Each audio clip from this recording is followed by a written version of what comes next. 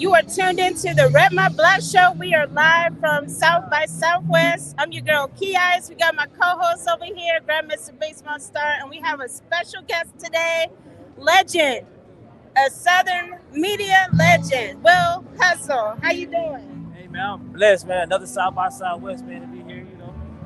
That's what's up. I've been doing this since 1999. Right, that's what I was about to ask. If you really introduce yourself. Hey man, I'm Will Belafonte. I'm a media mogul, an industry mogul, period. I've been doing this a long time. I grew up right here in Austin, Texas. I've been doing South by Southwest since 1999. I feel like I'm a pioneer in the festival. They ain't even want hip hop like it is now. And me and my people, that's what we did. We did our own shows. Now they call unofficial South by Southwest. You know what I mean? But we official. You know what I'm talking about? That's what I'm talking about. I feel you on that. 1999, man, it's been a minute. And I mean, you've worked with so many legends. I mean, you had your DVD series. Can you kind of tell us about the transition from like the DVD phase onto like social media, like how media has changed among the years? Yeah, I mean, they from now, like I was really ahead of my time. To be honest, that's part of my story. I missed the internet way. I wasn't prepared for it.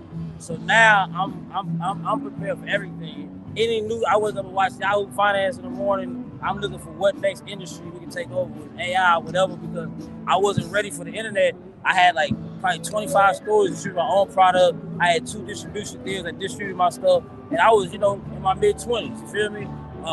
Mid-20s, going to my 30s or whatever, but I wasn't ready for the internet. And when my Method Man interview went viral the second time, and I didn't have no money, I was broke, I started learning everything I could possibly learn about digital marketing, anything with the internet. So right now, OTT is what Netflix is, what Hulu, all that is. So I got companies that I work with building my own platform. So we take it out of this world right now. You know?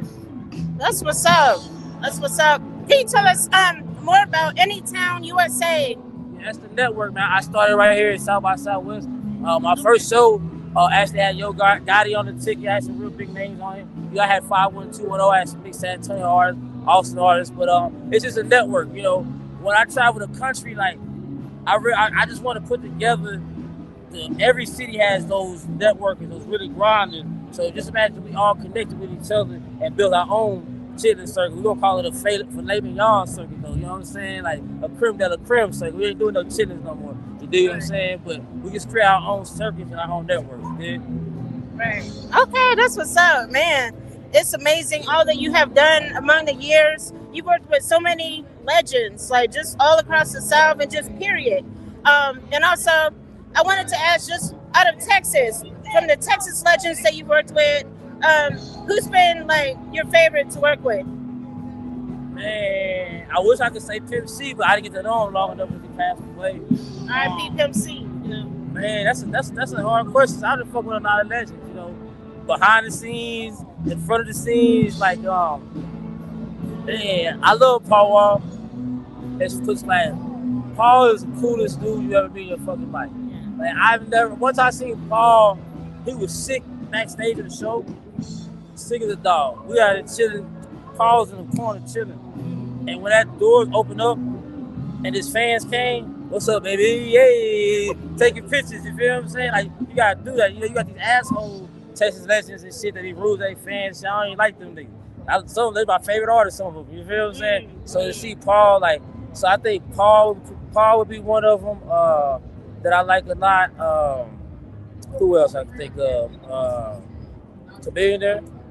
He's very humble. I fuck with. That's a legend. Bun too. Yeah, Bun was the first dude that ever told me to get involved in this tech world. Oh, really? We was putting up to it around the time Angry Bird got started. It was a dude, I don't remember the name of it, but he had like a game that was like Angry Bird. And this is like when the digital games and social media came out. And me and Bun put up to the party at the same time. We like kind of waiting to get in together. He was like, Will, get into this tech scene and to see how tech has evolved, you know, and it's crazy.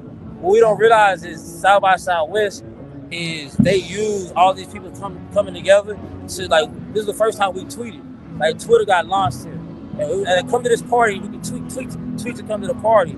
Angry Bird, so many things. Bitcoin, it was a dude walking around years ago giving away Bitcoin. Wow. Just giving away. Man, that's It's man, it's a trip. I mean, just the fact that, like you said, there's a lot of legends. They're just, they're real down to earth. They'll chill with you and stuff like that. And then there's some that, they're more uptight. But as far as when you went to Atlanta, because I know you recently came back here from Atlanta. How was your experience out in Atlanta? Well, I love Atlanta, man. What did Outkast say? A black man's dream, It's a culture shock. Like, I love Austin, Texas, because it's what made me. I feel like I'm half Mexican. You know what I'm saying? I grew up Mexican. I got Mexican aunties and uncles, Mexican best friends. You feel what I'm saying? I look like family. I love being cultural, but Atlanta, I just love being around my culture. It's just black as fuck. You know what I'm saying? And the entertainment industry is on another level. A lot of people, man, when I come, that's why my company's called Anytime USA as well, because what I realize is if you've never really worked in Atlanta, LA, New York, one of the major cities, people be so lost in small towns. They think the music business works like this. It don't even work like that. Wow. You know what I'm saying? Yeah. But when you come to Atlanta, it's like you can. If you're a rapper, you're not competing against the niggas that went to the high school over there. And a small town. You compete against fucking Lil Baby and them, QC and them, YFN and them. So you gotta go hard. You feel what I'm saying? And Atlanta's not for the weak. Niggas come to Atlanta and they be gone in a year back home. You know what I mean? Yeah. You gotta be tough in that bitch, boy. Like, they know my name in that motherfucker. You feel what I'm saying? Already. Strong spot. And I've been in Atlanta so long, you can't diss Atlanta, talk down Atlanta to me. So I say this to say this. That's why one of my sayings, how'd I come so quick in Atlanta? I was a trill nigga in the city full of scoundrels. And that's no offense to Atlanta, because everybody came scared of that bitch. But so many people cap and say this, they say that. But nigga, when people started coming down here, that's really what did it. When motherfuckers came to Austin, Texas, and for South by Southwest, they was calling me the cameraman. And I came back, I was the man after that. Because they see I was no cap. Because niggas come to Atlanta, I'm this nigga, I'm the man in my city. Nigga, you ain't even welcome in your city. I'm by myself, one deep. I'm finna go to Rover to Seymour and jump on the scooter by my goddamn self. I'm good wherever I go anyway. You feel what I'm saying? But a lot of this can't do that. And when people needed shit done in the city, I made sure shit happened. That's what I'm talking about. DJ Funky loved telling me the story. How I met Funky and them is they were bringing Snoop Dogg here. Shout out to Amy Hanks, one of the dopest PRs in Atlanta. And it was the next day. They like, can you get some media? I was like, yeah. I was like, I want some girls. Got my whole hood in for free. Turned that bitch up in one day. You feel what I'm saying? Rock that Funky. Atlanta play all the records first. So the crowd don't know none of this goddamn music they playing. In about 6 months, they gonna know all that shit. So I got a mic, rocked it. Snoop came, he brought Warren G. This one Designer had just came out. It was a special guest. You know what I mean? Like, it was just lit. And when I came back, this word traveled, like, hey, he is who he says he is. Wow. That's amazing. I mean, you met so many legends out in Atlanta. And I know that you like to share your experiences on your social media. In Atlanta, what would you say was your best experience out there? Motherfucking riots, nigga. You know what I'm saying? Okay. Motherfucking, that was the best day of my life. So my daughter being born on my mama, dog. Like, I'm from Austin, Texas, man, and I know more than this many people that's been killed or murdered by the police. And if I didn't know them, I knew their mothers. Some of my niggas' moms died. My little brothers died. And I'm not gonna get too deep in this, but there's a lot of the way leadership works. It's a lot of people who are here to suppress us and to make sure we don't revolt. And being at the riots and being out there, like, I was there from the day that shit jumped off at the CNN Center to when the little girl got killed at the Wendy's. It was crazy when they burnt the Wendy's down. Me and T.I. walked together, like, it was blocked off because it was like a crime scene, protests and shit. And I parked, and motherfucker get out, they get tipped. We had 2 security, they got big ass backpacks, nigga. I don't know what was in the backpack, but it was in the backpack. And it was like, it was such a deep moment. Like, I know Tip.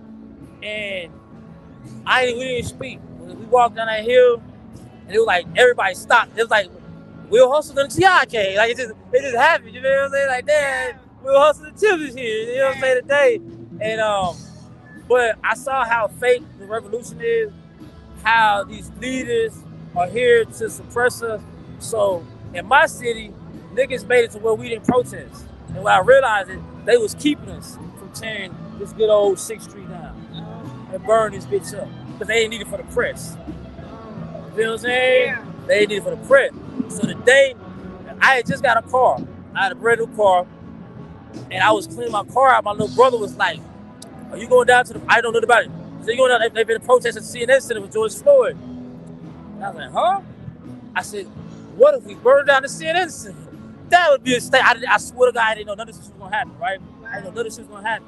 But I was like, that'd be a statement. My little brother, that's my crazy ass big brother, right? So I get there, and I still got on the live. And I'm trying to find somewhere to park, and I turned around in front of the CNN Center. And I was like, we going to tear this bitch up, not knowing none of this was going to happen. So I went to the rally they was having, and I told myself I was going to do the revolution just how I did the rap. So I got front and center on stage. I'm filming these things at the rally. So the rally is over with. They like, the rally's over with. Stick in groups. Whatever you do, don't walk that way. I walk that way. Man. I walked that way. You feel me? So it was crazy. It was like a movie, bro, because I've been wanting to do this. My homeboy Pickle, he died years later from a bullet that was standing him. He got 52 rounds shot at him. 12 of them hit him. No rehabilitation. They stuck him in a dirty cell while the good cops and the bad cops fight because the bad cops trying to tell the good cops to say this, so they got off. Wow. True story. Rest in peace, justice for Pickle, right? So not anger and aggression was like, and I'm gonna tell you something. I watched the Fred Hampton movie, and they would beat the shit out them niggas during the riots back in the day. I was walking every cop, fuck you, motherfucker. Oh! And I was like, damn, we had it good. Because back then they would beat the shit out of us, you know what I'm saying? But that moment and that day started all the riots all across the country. You know what I mean? And I feel like people started waking up. White people started waking up. Like people started getting, like, when George Floyd screamed for his mama, I don't give a fuck what color you is. And this you was an evil son of a bitch. Excuse my man, I don't know if I can cuss on this motherfucker, my man. You know what I'm saying? You know what I mean? But if you was a good human, if you was a humane person, you fell for that. And I think that kind of like opened the door. We still have a lot more work to do. But in the words of Kwame Ture, we got to take out bad black leaders and bad leaders, period. We got bad politicians, bad people, and they're fucking up for the people. And they blinded the people so much, and we've been so indoctrinated, we don't even see what's going on. Why? I've been spreading the word, right? Do you know what? Damn. What the fuck? Disaster capitalism. You know what disaster capitalism is? Oh, really? Do you know what this is? Yeah, I know what you're talking about. Huh? I know what you're talking about. So these people create disasters like COVID-19, like get you scared about tariffs. So y'all sell all your stock, the stock market crashes, they buy the stocks for low, and then it goes back up high. So just, if you just think about what that word is, that should be enough for, like people talk about woke people, they're like, why are woke people so angry? My question is, why are you not? Woo! Yeah, that's how, I mean, it's real deep. It gets real deep. All the political, Grandmaster Baseman Star, you want to weigh in on that? Like, the political aspect of just like, because I mean, first of all, R.E.P. George Floyd, but like just the whole thing, because he was also a rapper. You know, a lot of people didn't even know he was also a rapper. So I like to talk about like just how hip hop, like the whole movement along with hip hop, how that influenced the whole world at that moment, because there was so much going on, you know, like with the COVID and everything. But I know you were really vocal about all of that going on. If you could elaborate on funny, like, during the riots, they pinned a zine in front of CNN Center. I really like it was really fake. To tell you the real shit. What was Tifa is real. What was fake? The riots was fake. Oh really? You think so? We didn't have no rocks. I think they had people out there with like fucking shit to break like this type of shit up. So we had shit to throw. They fueled it. We got it started. You feel what I'm saying? Because like by the time, so the Wendy's happened in July, right? So by the time July, everybody that I saw at the CNN Center, I saw once again. All them little white boys that had the spray paint and all that shit, we never seen them. I never seen them again. The only time we see them is when Keisha Biden told us that the white supremacists was planning to attack us, and a random white girl is shot by a white dude in her ankle. You feel me? That's the only time we see white people when shit like that happen. So back to the point is like hip hop. So they pinned us in, right? Yeah. So we throwing rocks. I'm filming. They're throwing rocks. We didn't film. I didn't do shit. I filmed, right? You know, so we pinned in. They throwing rocks at the CNN Center. Every time a rock hit, the crowd screamed, ATL, ho! ATL, like you had to be there. ATL, ho! And the fan, we throwing rocks at that hole again. And then, nigga, I thought this shit was over. I found some souvenirs in a souvenir shop that was wide open. Wow. I just found them, you know, anyway. I mean, I'm sure there's a lot of stuff everywhere. You know, it was just stuff to just grab everywhere, you know what I mean? Wow. So anyway, after that, I thought it was over with. And they was like, everybody's like, we're going to we were saying we was going to Liddy's Mall. So we all met at Liddy's Mall, tore that shit up, and it was so funny. Like, I feel like even like I want to find what the BTMs of, but and it was like somebody always would randomly play the Chief Keef song, Riding Through New York. What? So we riding, right? Somebody would play that song, and we went from fuck 12 to Riding Through New York. Like, let us a party, bro. Like, we even turned the riots into a motherfucking party. You did? That shit was crazy, bro. Wow. That was probably my greatest moment. A moment that I didn't really get to celebrate when I do my documentary on my life. I was in the studio and I heard Bad and Bougie before Bad and Bougie. Oh, really? Real Money Kimby. I went viral at Young Thug's birthday party. World Star put me on that motherfucking shit. I got an epic fleet. I remember that.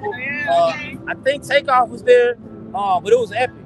So after that, like Atlanta was fucking with me. You feel what I'm saying? And Real Money, they manager called me and say, hey man, we got this hot new album. They just dropped. Come through and play it. But I don't want to get too in depth on that, and I feel like that's the reason why I'm good in Atlanta to this day, because there was something that happened in the studio, and real like make sure that shit don't never come out. You feel what I'm saying? Yeah. And I never put it out. Like I could have got a bag from TMZ for that shit. I could have got a nice one. But I mean, that's I'm from the land of the trill, man. We don't do no monkey shit, man. I don't need that type of shit to come up, bro. I'm gonna come up regardless. I ain't gotta do no lame shit to come up. You dig what I'm saying? But yeah, they played the whole Culture album for me. And my little bro, he was with me. Back then, I was still kind of new to the social media. Like I didn't always want to post, because that's the thing about Atlanta. It's like you might meet a celebrity, as long as you don't act like a groupie, that's your homeboy. Know they nicknames, like certain niggas, like they might call Take. I say Take Off because he passed away. They'll say Take. So you go, hey, what's up, Take Off? You say, what up, Take? You might think you on the in-crowd. You know what I'm saying? So, but yeah, I got the Bad and Bougie. I got the first interview with Street Money Bucci when he talked about Bankroll Fresh after No Plug. He said he killed Bankroll. I got that. Yeah. You gotta go, man. He has to go, man, y'all. He has to go. He really does. Oh, like, I have some of your DVDs at home. I be watching them sometimes. Yeah. That was Ray Schmidt of Black Beatles. Before it went viral, and it was crazy. I was in the middle of something. I always was doing it now. And I got there right when Gucci Mane was leaving the video shoot. My homegirl said, man, she was mad. She's like, what the fuck? It was like, I didn't know how serious it was at the moment. So, any camera people out there watching in the media, I'm gonna give y'all a tip. You know what I'm saying? Shout out to H-Time Found is one of the biggest TV outlets, photographers in H-Time. He said, act like you're supposed to be, we already said act like you're supposed to be there. He said, but when you film, he said, it's better to apologize than ask, right? Okay. So, I went through the example. I never asked him, like, hey, can I film the behind the scenes of this movie? I filmed the whole shit. At the end, they was like, who are you? But I got everything already. You know what I'm saying? Right. I got the drops from Jimmy and Slim. I got everything I needed. You feel what I'm saying? Like, yeah. And that was a dope part of history. That was probably like one of the first like viral records back in the day. Now a lot of songs go viral, but like that was one of the. It really was. That dance, that freeze. Yeah, everybody was on that freeze. Texas stages, but Ray Schmidt, them little niggas, they whole crew. And Mike Will, the coolest niggas I've ever met in the industry. They the Paul Walker community. I say Paul Walker being in Texas. They the coolest niggas, period. Okay. I'm talking about like, nigga, I don't know if they beef got drunk. And like everybody's happy over there. I don't know what kind of drugs they be on. Whatever, they find some good weed. But everybody's happy, nigga. Whatever they on, y'all need to take some of that shit. Okay. I'm gonna let Grandmaster Baseman start. My co-host ask some questions. Yeah, it's a lot of really dope information. Bring it back so we get it on the camera. Yeah, I kept moving it up for y'all. Man, you already got so many dope stories, man, that I heard. Just listening in on y'all. A lot of really dope stories. We was talking about the riots, and it just had me thinking, like, artists get into beef. I know I'm tall, right? I'm much taller, but riots. We was talking about that, and I was just thinking, like, how artists get into beef, and I was just wondering how you would handle, like, if your artists got into beef with each other, like, how would you handle that? How do you keep beef away from yourself too? Man, I squash beef. Yeah. And more because I'm a public figure. Yeah. It's easy, like, you know, it's easy. So, like, artists don't realize it. Like, you a sitting duck. You know what I mean? Because, like me, if anybody know me, like, I done almost crashed out a lot. It's easy to kill a motherfucker. Right now, I can goddamn start fucking everybody with a gun. It's harder not to. Yeah. Self-control is a motherfucker. It's a motherfucker in the penitentiary for the rest of his life. He has no self-control. Right. Also, like, what advice would you give to artists just starting out? Like, you know, it's a lot of people just starting out in the game. You got years of experience, you know what I mean? So what could you tell them? Get your life in order. Take care of your life first. Yeah. You know what I'm saying? Take care of home. Get your credit right. Get your business. Get that straight, because it's gonna be hard to move. Because you're gonna always have roadblocks. Yeah. You know what I mean? And I'm not saying don't work on your craft, don't do that. But I be seeing so many people focus on trying to make it because they look at the pie in the sky. Because they looking at the person on the TV and it looks so easy, but they don't know about the hard times they have to go through to get there. You feel what I'm saying? Yeah. So when you focus on your life, you be able to move. And I wish I would have had a job. You know what I'm saying? Like, I never had a job my whole life. I had the streets. And then once I quit the streets, it was really hard. My first time I ever been broke in my life. But it was like a junkie. I had to go through that, you know what I'm saying, that transition. You feel what I'm saying? And then my second thing is learn the business. Learn the business. Because if you don't know the business gonna fuck you. Yeah. The business gonna fuck shit out of you. That's who gets fucked. The people don't know the business. The con artists, the scammers, they looking for the motherfuckers that don't know the business. Two things, they looking for the people that don't know the business, and somebody who is so game goofy and they want fame so motherfucking much that they'll sit on a casket couch. That's about a joke. It's niggas who ain't even gay. And then there's some gay shit for fame. Oh, type shit, yeah. You weren't even gay, my nigga. But then they say, hey, come and do this and I'll give you everything you want. Diddy. Not no Diddy. Diddy. They say no Diddy. Diddy. You feel what I'm saying? Yeah, but know the business. Once you know the business, and then the last thing I'll say, I gotta get my ebook. I got an ebook that I'm dropping. It's a roadmap to success. How you can make $100,000 with 1,000 true fans. It's focused on the money. Yeah. Sell t-shirts, sell merch while you're on the come up. Oh, okay. Yeah. If you treat it like a business, like a hustle, like in your music, the hours, like I recently was selling cars. To get a real bad, quick bag. And I was like, man, the hours that I'm spending selling cars 12 hours a day, if I focus back on my business, I can make more money. And I have been ever since I started selling cars. Right. It took me to do that. So reinvest what you make. Right. Oh yeah, put your money. Hey, listen, man. The industry don't respect. Nobody don't want to put their own money up in the game. But know what you're doing and get like I do consultations. People sleep on consultations so much. Why would you not want to get a cheat code? Why would you not want to come to somebody who already knows it? So, because the average person is spending money in this music business and they fuck it off because they don't even know what they're doing. Trial and error. Trial and error. So you got to spend money to make money, right? Yeah. How important is that? Like, I feel like a lot of artists kind of sleep on that, like you said. Could you talk a little bit more about how important it is to actually reinvest in yourself? The money you spend on your career is your antenna. On things like what? Like what specifically should we be reinvesting our money on? Ads, dot. Yeah, you gotta create a marketing plan. You gotta know your demographic. I would spend money on consultations first. And then get your game plan together. Spend money on coaching. Get some coaching in your life and start from there. That's dope. That's really dope. I hope y'all writing this stuff down, man. This guy's not dropping these gems for nothing. A lot of people in the entertainment industry, they like to say, let's work. What key items should artists provide to you when they decide that they want to work? For me, some money. That's it. Capital. Huh? This is how I pay my bills, straight up, that's it. What kind of material should they bring to the table if they're wanting to work with you? After they get the capital together. You don't have to have shit. Because with my company, I tell people too, if you go to a market or somebody and they got a cookie cutter plan that they use on everybody artists, run. Because everybody's different.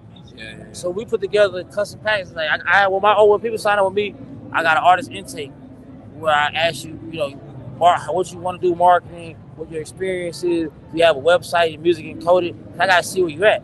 Because you might need to spend your budget on getting your image and your brand together. Somebody else might need to spend their image and brand on exposure. You know what I'm saying? Yeah. That's why artists fuck up all the time. It's because, you know what I'm saying? That's why they fuck up is because they spend money on things that they don't need at that time. And they be mad at the results. Yeah. Well, I'm pretty sure you're enjoying South by Southwest since you've been down here. So what's been some of the stuff that you been getting into since you've been out here? So I'm done with y'all. I'm going to road run the SEMO event, smoke some good weed. It smells like that all around out here. Sure. Well, we done talked about everything. We done chopped it up here at the South by Southwest event. We got my boy Will Hustle holding it down. You done told us about the riots. You done told us about Atlanta. He even gave us some really dope advice about what we can do to market ourselves. Key, did you have anything else you wanted to ask? Or did you mention the XXL? I wanted to ask you about. So yeah, there was one more question I wanted to ask about what role did you play with the XXL Rookie of the Year? Oh yeah, I work with a marketing company, and every year they run an ad where they put articles on hot artists. So it's just exposure. That's what I do. I put the campaign. So strategic marketing, XXL magazines aren't where they used to be. So that's their most high selling issue. So we put our artists on there every year, and it works too. Like we do it for the exposure, but it also builds it's like the brand. It separates you. This artist now, he's not a rookie, but he's in that article, right? So you can use it for your rollout. But until people from the penitentiary started calling me saying they seen it and my name was mentioned, I said, okay, that's a whole different market you can tap into through magazines. Because they got JPay where they can listen to music now. So they can see your article in there, and now they listen to it on the yard. Wow, that crossover is dope. That's a really dope crossover. There was a question that came to my mind and it slipped away right after that. But anything else? I guess. How do we get a hold of you? Tell the people where to find you. Yeah. WillHustle.com. Everything. Will Hustle TV. I got a hot text line that you can text me. 470-242-1260. We'll get back with you. Even that's one of the rollouts we're gonna do. Even if you want advice in the game, text me and I'll shoot it back to you. Dope. I hope y'all wrote all that down, man. Outside of that, we got anything else? That's it. We really appreciate you being on the show today. Okay. Grandmaster Baseman Star, he's like a giant. But yeah, we really appreciate you taking the time out. We know you real busy, staying busy out here and everything. Y'all been supporting me for a long time, so I'ma always stop. You know what I mean? That's what you're supposed to do. You want to be successful, you gotta take care of the people who rock with you since the beginning. You know what I mean? Like your fans, your people, your paycheck. Like them interviewing me, somebody might call them for my services. You know what I mean? So it's like I always go viral. That's why I say fly shit. You feel what I'm saying? So you might go viral off something I say. Now your platform gained 100,000 followers. You 10,000 followers, whatever, 1,000. You know what I mean? So we gotta help each other out. That's what's up. Really appreciate you. Y'all, thank y'all so much for tuning in today. We're out at South by Southwest in the streets. We'll go live a little bit later, show y'all some more about what's been going on. And there's some live performances all throughout the day. As you hear throughout this whole interview, right across the street from us, there's a live band. We didn't know they were going to be there, but the live band has been, hopefully y'all heard us pretty good. But yeah, it's been a pleasure. Y'all have a good one. We're going to talk about what's been trending again next week, because right now we're in Austin, Texas, South by Southwest, and this is what's trending right now. But y'all have a good one and a peace.